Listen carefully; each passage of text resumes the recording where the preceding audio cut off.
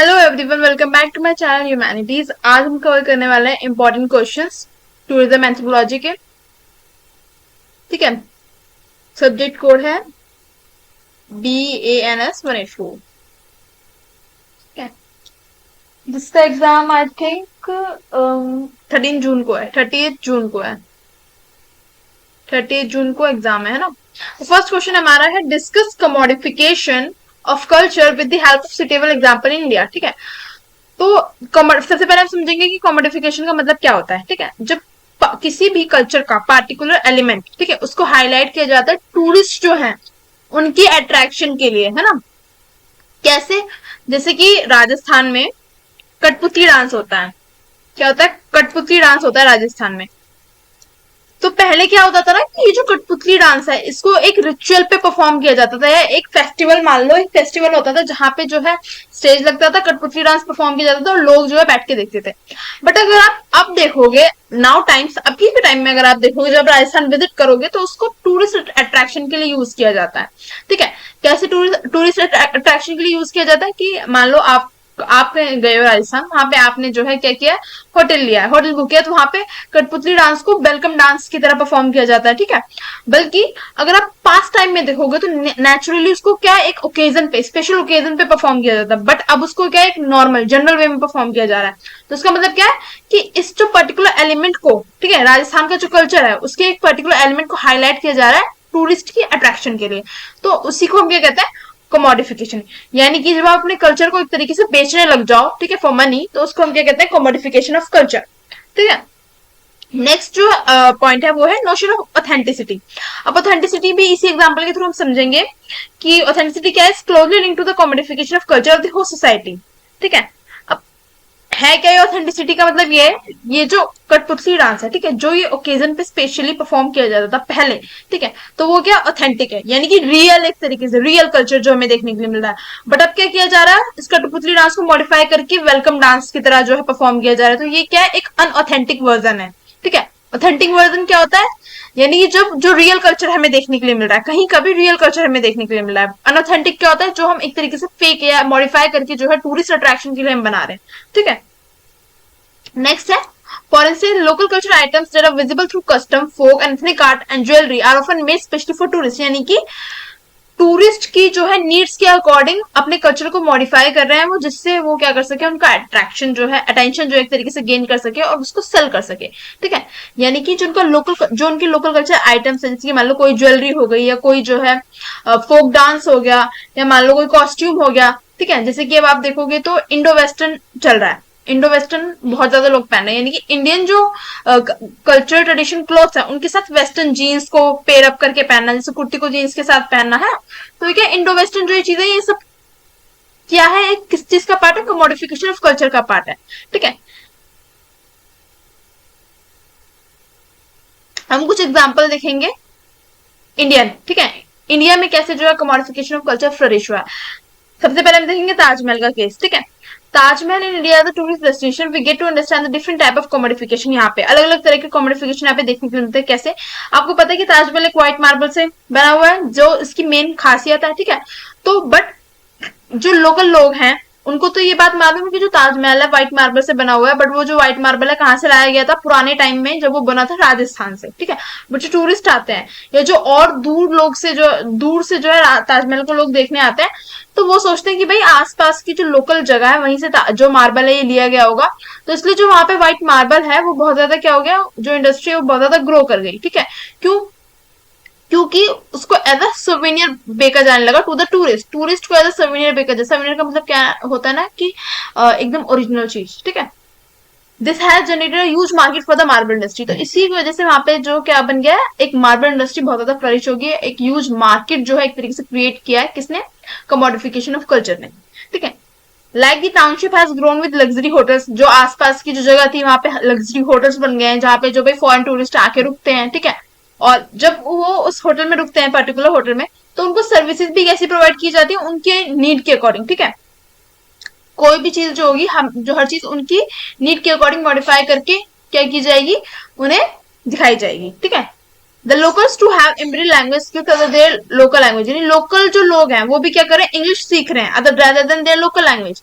क्यों? क्योंकि भाई वहां पे जब टूरिस्ट आ रहे हैं तो उन्हें कोई भी सामान बेचना है अगर अपना टूरिस्ट को, तो उन्हें किस चीज में कम्युनिकेट करेंगे? वो इंग्लिश में कम्युनिकेट करेंगे। और एग्जाम्पल क्या है?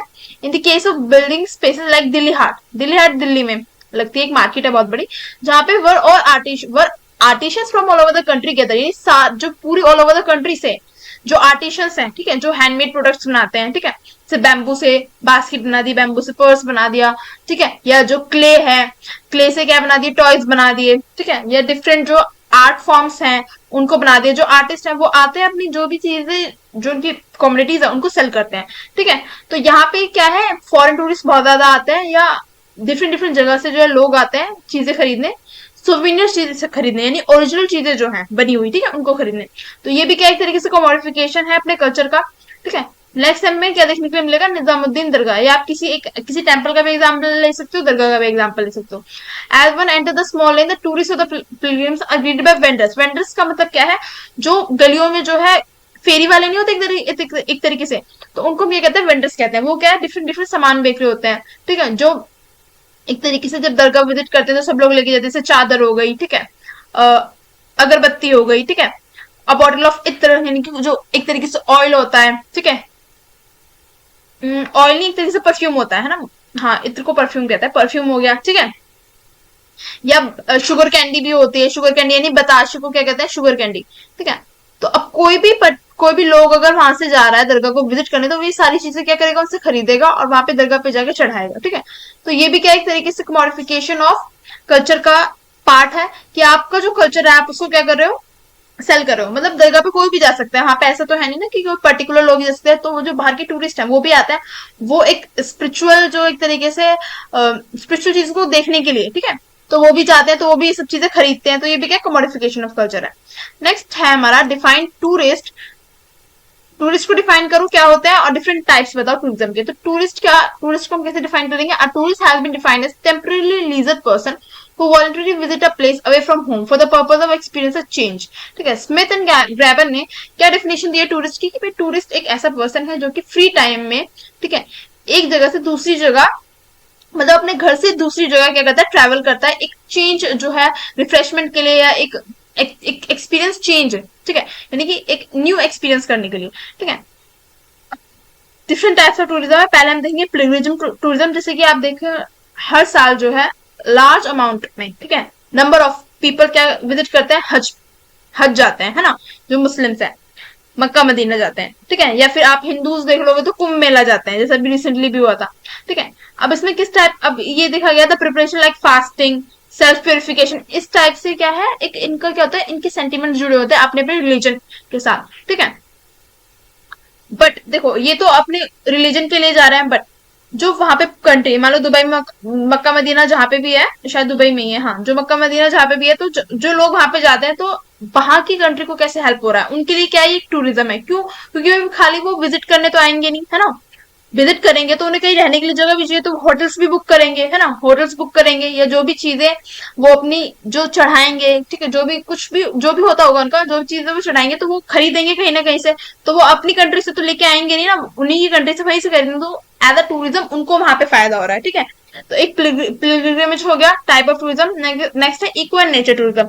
इको एंड नेचर टूरिज्म का मतलब ये है कि विजिट करना ऐसी प्लेसेस जो कि नेचुरली ब्यूटी, जैसे कि हिमाचल चले जाओ, जम्मू एंड कश्मीर चले जाओ, ठीक है, जहाँ पे नेचुरल ब्यूटी, ठीक है, रियल ब्यूटी को फील करने के लिए लोग जाते हैं। But nature eco eco tourism में एक मेन पार्ट ये आता है कि भाई जो भी जगह आप विजिट कर रहे हो वहां पे आप क्या करो, वहां पे आप जो कूड़ा कचरा ना फैलाओ, एक तरीके से उसको एक तरीके से सस्टेनेबल टूरिज्म की तरफ जो है अपना जो एक तरीके से माइंड है वो शिफ्ट करो, कि भाई हमें जो है आगे जो आने वाली जनरेशन है उनके लिए भी ये जो नेचुरल ब्यूटी है इसको छोड़ना है, अभी से इनको एक्सप्लॉइट नहीं कर देना, यानी कि आप जैसे प्लास्टिक बॉटल कैरी करो तो वो सब चीजें वहां पे डंप करके ना आओ, ठीक है। इको टूरिज्म का एक नेक्स्ट पार्ट ये भी होता है कि जो लोकल लोग हैं वो भी इन्वॉल्व हो, ठीक है। इसको अभी नेक्स्ट क्वेश्चन मैंने डाला हुआ है, उसमें हम और डिटेल में पढ़ेंगे। यहाँ पे इन शॉर्ट बस आपको टाइप बताना है इको टूरिज्म क्या है। तो इको टूरिज्म क्या है कि जब लोग विजिट करते हैं ऐसी प्लेसेस जहाँ पे नेचुरल ब्यूटी, रियल ब्यूटी को फील करने के लिए, ठीक है, और वहां की जो कल्चर प्रैक्टिसेस है, वहां पे लोग पहाड़ों पे लोग कैसे रह रहे हैं, ठीक है, ये सब चीजें जो है देखने के लिए, फील करने के लिए, एक्सपीरियंस करने के लिए, प्लस एक सस्टेन इन्वायरमेंट की तरफ जो है ध्यान रखते हुए, एम्फोसिस देते हुए, ठीक है, तो वो क्या है? इको टूरिज्म है। नेक्स्ट है वाइल्ड लाइफ टूरिज्म, जहाँ पे मतलब हम जो है नेचर को देखने जा रहे हैं, plus creating opportunity for tourist to spend more time with nature, जैसे कि वाइल्ड लाइफ सेंचुरीज हो गई, ठीक है, ट्रैकिंग हम कर सके, बर्ड वॉचिंग, जो डिफरेंट डिफरेंट बर्ड्स हैं जो माइग्रेट करके भी जो पक्षी आ रहे हैं उनको देख सके, तो ये भी एक इको टूरिज्म का ही पार्ट है, ठीक है। एडवेंचर टूरिज्म क्या है, जहाँ पे bungee jumping, hot air balloon rides हो गई, ठीक है, ट्रैकिंग हो गई, तो ये सब कर सके। इंडिया में ये सब चीजें कहाँ पे कराई जाती है, हरिद्वार हो गया, ऋषिकेश हो गया, ठीक है, शायद जम्मू कश्मीर में भी कराई जाती है, बट हरिद्वार ऋषिकेश में मैंने देखा है होती है, ठीक है, लिख नहीं रही मैं, याद रखना बस हरिद्वार ऋषिकेश। नेक्स्ट है what is political economy of tourism और state the major focus in the study of political economy. तो पॉलिटिकल इकोनॉमी क्या है और क्या जो है मेजर फोकस है पॉलिटिकल इकोनॉमी में। The need to study political economy approach tourism is neither negative nor positive, but what constitutes its success and failures, how it control and manage। देखो basically यहाँ पे पॉलिटिकल इकोनॉमी में जो political role दिखाया गया है, role की हम बात करेंगे, किस रोल की बात करेंगे हम, टूरिज्म में जो गवर्नमेंट है वो कैसी पॉलिसीज बना रही है, ठीक है, गवर्नमेंट का क्या रोल है, बेसिकली हम यहाँ पे ये देखेंगे, ठीक है।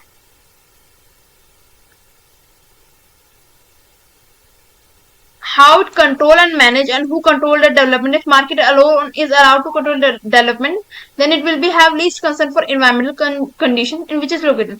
यानी हम इसमें देखेंगे कि गवर्नमेंट का क्या इंटरवेंशन है, ठीक है, यानी कि यहाँ इस पॉइंट में ये बोला गया है कि अगर खाली मार्केट यानी जो प्राइवेट सेक्टर है, अगर आप उसको खाली इजाजत दे दोगे कि भैया आप मार्केट को कंट्रोल करो, जो भी पूरी टूरिज्म इंडस्ट्री है इसको कंट्रोल करो, तो वो बिल्कुल भी नेचर का ध्यान नहीं देंगे, ठीक है, सस्टेनेबल टूरिज्म की तरफ ध्यान नहीं देंगे, इवन बहुत ज्यादा जो एनवायरमेंट है वो क्या हो जाएगा, एक्सप्लॉइट हो जाएगा, ठीक है। नेक्स्ट पॉइंट क्या है, dependency theory argue that developing country have an external and internal political institutional and economical structure that keep them in a dependent position related to develop countries. यानी देखो इस पूरे जो पॉइंट का मतलब ये है, ये भी जो है पॉलिटिकल इकोनॉमी के अंदर आता है कि ग्लोबली क्या टूरिज्म है किसी भी पर्टिकुलर कंट्री का, ठीक है। तो जैसे इंडिया क्या है, एक डेवलपिंग कंट्री है, तो इस थ्योरी का कहने का मतलब ये है कि जो डेवलपिंग कंट्रीज है वो किस पे डिपेंड है, डेवलप नेशन पे। एक सेकेंड, जो डेवलपिंग कंट्रीज है, देखो डिपेंडेंस, नेक्स्ट पॉइंट है डिपेंडेंसी थ्योरी। डिपेंडेंसी थ्योरी का मतलब ये है कि जो देखो डेवलप नेशंस है ना, जो कि ऑलरेडी जहाँ पे इंडस्ट्रीज बहुत ज्यादा है, जर्मनी हो गया, यूएसए हो गया, ठीक है, जितने भी यूरोप हो गया, ब्रिटेन हो गया, यूके हो गया, ठीक है, तो जितने भी डेवलप नेशंस है इनके ऊपर जो डेवलपिंग कंट्रीज हैं, जो अभी उभरती हुई जो है अर्थव्यवस्थाएं, जैसे कि चाइना हो गया, इंडिया हो गया, ठीक है, और जापान हो गया, ठीक है, ये सब जो कंट्रीज हैं, ये इनका जो टूरिज्म इंडस्ट्री है, ठीक है, ये किस चीज पे डिपेंड है, डेवलप नेशन पे डिपेंड है, किस लिए, इंफ्रास्ट्रक्चर के लिए, मान लो होटल्स वगैरह हैं, तो इसके लिए जो फंड है कहाँ से आ रहा है, डेवलप नेशन से आ रहा है, ठीक है। और सबसे ज्यादा टूरिज्म कौन जनरेट करती है, डेवलप नेशन जनरेट करते हैं, क्योंकि डेवलप नेशन में क्या है, डेवलप नेशन पे जो लोग हैं उनकी अच्छी खासी इनकम है, तो वो क्या करते हैं, नई नई जगहों को एक्सप्लोर करने के लिए वेकेशन में, ठीक है, तो सबसे ज्यादा टूरिज्म कहाँ से जनरेट हो रहा है, जो डेवलप नेशन है वहां से जनरेट हो रहा है। बट जो डेवलपिंग कंट्रीज है जहाँ पे ये टूरिस्ट घूमने आ रहे हैं, ठीक है, डेवलपिंग कंट्रीज इंफ्रास्ट्रक्चर पे किसके लिए डिपेंड है, इंफ्रास्ट्रक्चर के लिए किस पे डिपेंड है, डेवलप नेशंस पे डिपेंड है, ठीक है। तो ये डिपेंडेंसी थ्योरी कहती है कि भाई टूरिज्म तो जो है एक्सप्लोर करने कंट्री पे आ रहे हैं जो डेवलपिंग कंट्रीज है उन पे, बट ये जो डेवलपिंग कंट्रीज है वो किस पे डिपेंड है, डेवलप नेशंस पे। The dependency theory has been used to describe the relationship between the tourist generating centre, जैसे कि मैंने आपको बताया कि टूरिस्ट कहाँ से जनरेट हो रहे हैं, मोस्टली वेस्टर्न जो डेवलप नेशंस है, ठीक है, and the periphery destination the developing world, और कहाँ पे आ रहे हैं ये टूरिस्ट, जो डेवलपिंग नेशंस हैं वहां पे आ रहे हैं, जैसे कि इंडिया, चाइना, ये सब हो गया। Theories have argued that the centres are not only home to world tourist but also the economic. देखो अब कोई पर्टिकुलर कंट्री से क्या है, टूरिज्म टूरिस्ट जो है आ रहे हैं किसी भी पर्टिकुलर कंट्री में, तो वहां की कंट्री को उससे कैसे क्या फायदा होगा भाई। अब आप जो है अगर चाइना जाओगे तो आपको क्या करना पड़ेगा, सबसे पहले तो अपने पैसे जो है उनको कन्वर्ट कराना पड़ेगा चाइना की करेंसी में, तभी आप वहां से कोई भी चीज खरीद पाओगे, ठीक है। जब आप कन्वर्ट कराओगे तब जो है फॉरेन एक्सचेंज जाएगा चाइना की कंट्री को, है ना, जो इंडिया के जो पैसे हैं वो एज अ फॉरेन एक्सचेंज में जाएंगे कहाँ पे, रिजर्व में, चाइना की कंट्री को। प्लस एक जो है बेनिफिशियल क्या होगा, बेनिफिट क्या होगा कि वहां से हम जब चीजें खरीदेंगे तो वो भी तो उनकी इकोनॉमी में ही जाके जुड़ेगा ना, तो इसलिए इकोनॉमी बेटर होती है, जहां पे भी टूरिज्म ज्यादा होता है वहां की इकोनॉमी क्या होती है, अच्छी होती है, यानी कि एक बूस्ट मिलता है इकोनॉमी को। The third world country attempted to pursue strategies. अब देखो, अब इसमें ये नेक्स्ट पॉइंट ये है कि ग्लोबलाइजेशन के बाद 1990s के बाद जब से ग्लोबलाइजेशन आया है, ठीक है, पूरी वर्ल्ड इंटरकनेक्टेडनेस बढ़ी है, ठीक है, एक कंट्री से दूसरी कंट्री जो है लोग आने जाने लगे हैं, ठीक है, कम्युनिकेशन बेटर हो गया। तो तब से जो थर्ड वर्ल्ड कंट्री, जैसे इंडिया क्या एक थर्ड वर्ल्ड कंट्री है, ठीक है, तो इन्होंने कैसी स्ट्रेटेजीज जो है अपना ली है सेल्फ रिलायंस की, कि भाई ये जो है जो डेवलप्ड नेशन पे उन पे डिपेंड नहीं रहेंगे, अपनी खुद की ही क्या कर रहे हैं, ये सेल्फ रिलायंट होने के ऊपर ज्यादा इंफोसिस दे रहे हैं। ठीक है, एग्जाम्पल क्या है, हिमालयन फुटहिल्स, यानी जो हिमालयन रीजन है वहां पे जो फुटहिल्स पे जो लोग रहते हैं, उन्होंने टेंट हाउस सर्विस प्रोवाइड करना स्टार्ट कर दिया जो भी टूरिस्ट है उनको। ठीक है, यानी टूरिस्ट कोई भी आएंगे तो उन्हें जो है बड़े बड़े लग्जरी होटल्स, अगर होटल्स में नहीं स्टे करना है, उन्हें वहां का लोकल कल्चर जानना है, तो वो उनके साथ जो है वो क्या करते हैं, टेंट हाउस प्रोवाइड करते हैं जहाँ पे वो रह के उनका लोकल कल्चर देख सकते हैं। अब स्कॉलर्स हैं, उन्होंने ग्लोबलाइजेशन का एक नेगेटिव इफेक्ट बताया जिसको आप कंक्लूजन में लिख सकते हो कि have pointed out that if people are semi skill और अनस्किल्ड वर्कर है तो उनको बहुत ज्यादा जो पेमेंट है वो कम मिलती है। ठीक है, define anthropology, discuss the role of anthropology. तो एंथ्रोपोलॉजी को बताना है और एंथ्रोपोलॉजी का क्या रोल है ये बताना है। Anthropology seek to understand the life of human being, यानी एंथ्रोपोलॉजी किस चीज की, एंथ्रोपोलॉजी में हम किस चीज की स्टडी करते हैं, जो ह्यूमन बीइंग की लाइफ है उसकी। टाइम और स्पेस से ये मतलब है, टाइम का मतलब है पूरा एवोल्यूशन, कि भाई कैसे जो है इंसान पूरा, एक वो चार्ट सा पढ़ते हैं ना जो फर्स्ट क्लास में होते हैं, इंसान पहले बंदर रहता है ना, उसकी भी डिफरेंट डिफरेंट स्टेज रहती है, फिर धीरे धीरे कैसे इंसान बनता है। तो ये पूरा टाइम हो गया कि भाई पूरे टाइम में स्टडी करना। ठीक है, स्पेस हो गया इन्वायरमेंट। इन्वायरमेंट यानी पहले कैसा था, पहले जो है, अब आप देखोगे धीरे धीरे गर्मी बहुत ज्यादा बढ़ती जा रही है, पहले इतनी गर्मी नहीं हुआ करती थी। ठीक है, तो इन्वायरमेंट, ठीक है, इन्वायरमेंट में स्टडी करना। नेक्स्ट पॉइंट है द फिजिकल बायोलॉजिकल एंथ्रोपोलॉजिस्ट। अभी डिफरेंट ब्रांचेज हैं, ठीक है, एंथ्रोपोलॉजी के अंदर डिफरेंट डिफरेंट ब्रांचेज। जो फिजिकल ब्रांच है एंथ्रोपोलॉजिस्ट, ये किस चीज में इंटरेस्टेड होते हैं, ओरिजिन में, कि ह्यूमन जो है, ये इंसान है, वो कहाँ से इनका ओरिजिन हुआ है, कैसे इनका एवोल्यूशन हुआ है, ठीक है, क्या क्या वेरिएशन है। ठीक है, जैसे कि गोरे हो गए, काले हो गए, ठीक है, ब्राउन पीपल हो गए। डेवलपमेंट ऑफ ह्यूमन स्पीसीज, कैसे कैसे जो है ये डेवलपमेंट हुआ है, इनके हमारे हाथ कैसे बने, पैर कैसे बने, blah blah in extra. The study of society and culture falls with अब देखो, सोसाइटी और कल्चर की जो स्टडी है वो किस चीज में आती है, सोशल एंड कल्चर एंथ्रोपोलॉजी के अंदर आती है, यानी कि लोग जो है कैसे रह रहे हैं, ठीक है, किस टाइप का कल्चर वो फॉलो कर रहे हैं, इस चीज की स्टडी सोशल कल्चरल एंथ्रोपोलॉजी के अंदर आती है। थर्ड है anthropologist interest in the past.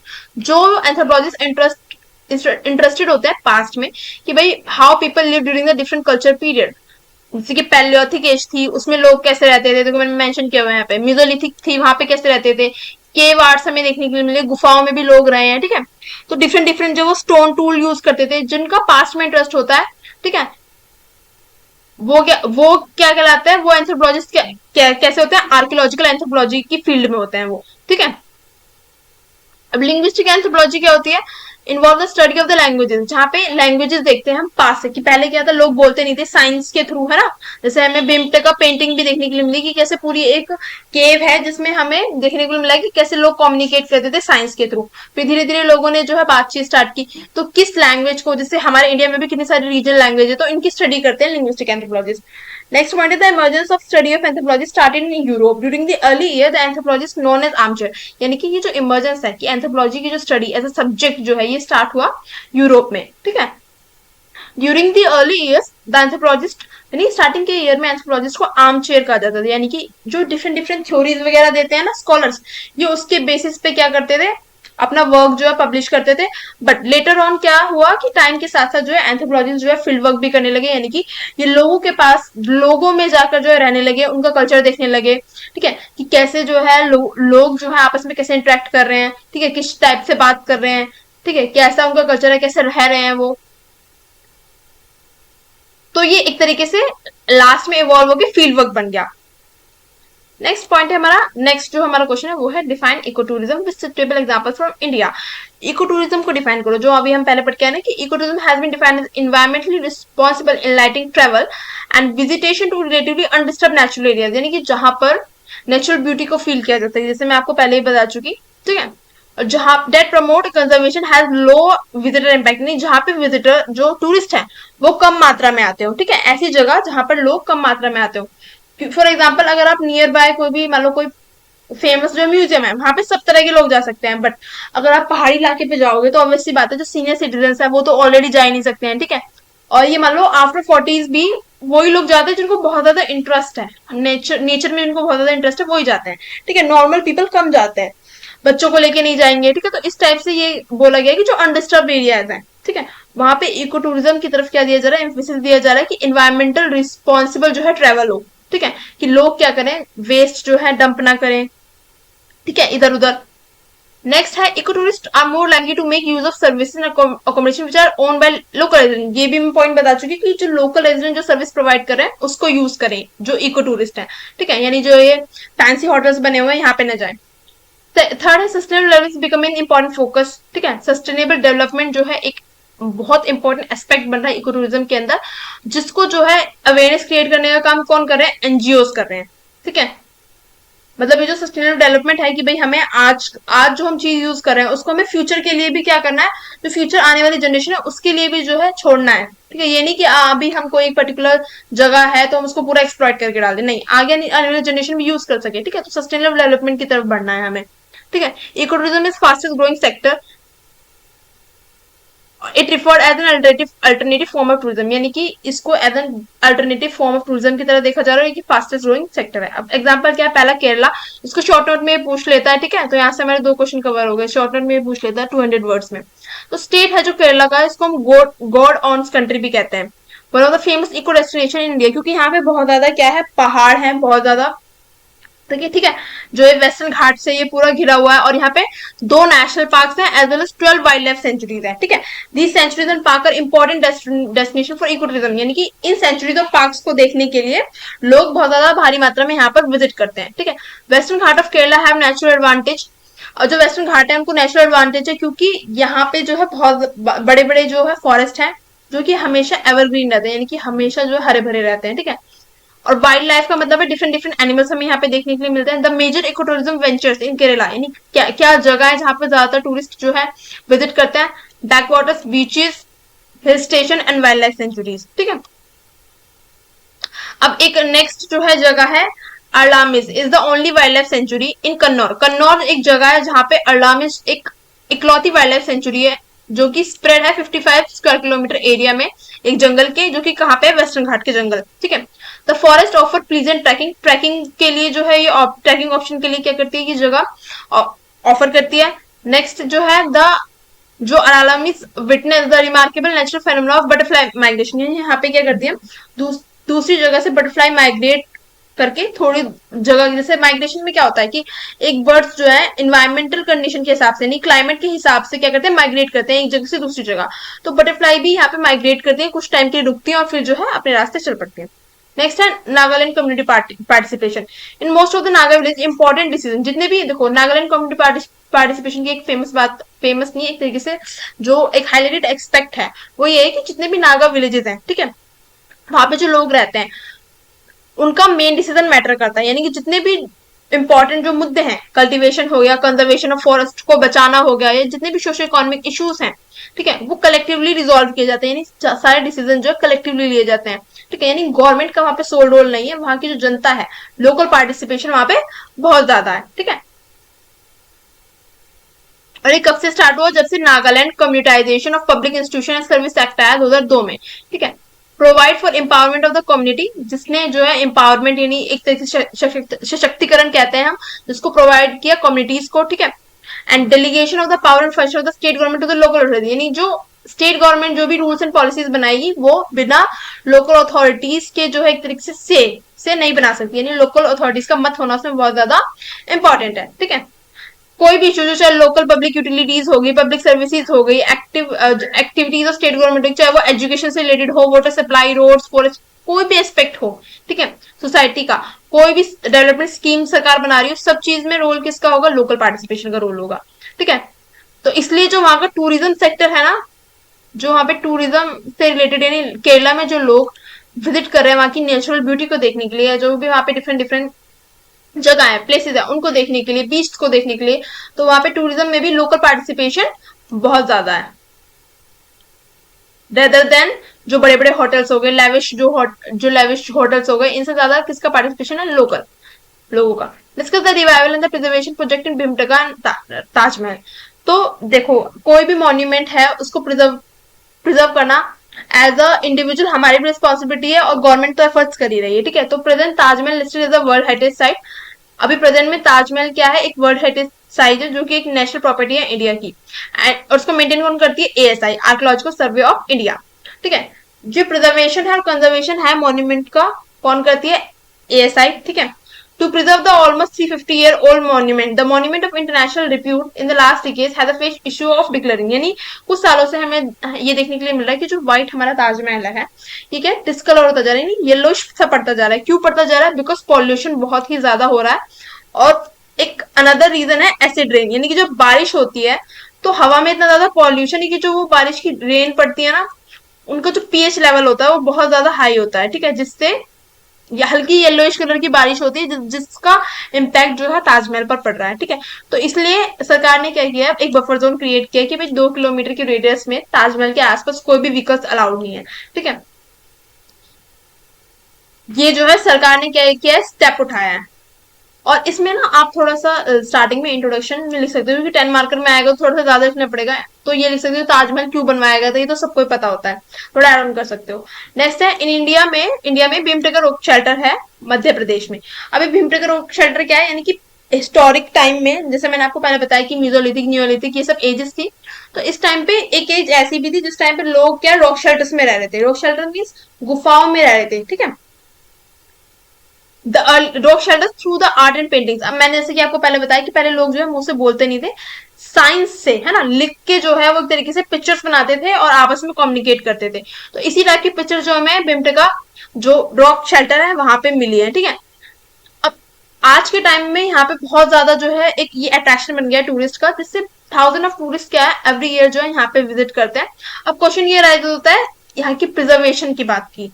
ठीक है, क्वेश्चन क्या राइज हो रहा है कि भाई नेसेसिटी है कि इंपॉर्टेंट है कि इस जो ये पूरी साइट है, ठीक है, इसको प्रिजर्व करना, जिससे जो आगे आने वाली जनरेशन है वो भी देख सके कि भाई पहले के टाइम में जो है कैसे कम्युनिकेशन होता था, कि यार लोग कहाँ रहा करते थे। ठीक है, क्योंकि विजिटर्स आते हैं और आर्ट्स को टच वगैरह करते हैं, तो इससे वो क्या होती जा रही है, फेड होती जा रही है। ठीक है, तो इसको प्रिजर्व करने का काम भी कौन करती है, एएसआई करती है। इसलिए जो एएसआई है उसने क्या किया है, कुछ रूल्स और रेगुलेशन जो है जारी किए हैं टूरिस्ट के लिए, कि भाई जब भी आप विजिट करने जाओगे अंदर तो आपको ये रूल्स फॉलो करने हैं। ठीक है, thank you for watching my lecture. अगर आपको लेक्चर अच्छा लगा तो do like share subscribe my channel.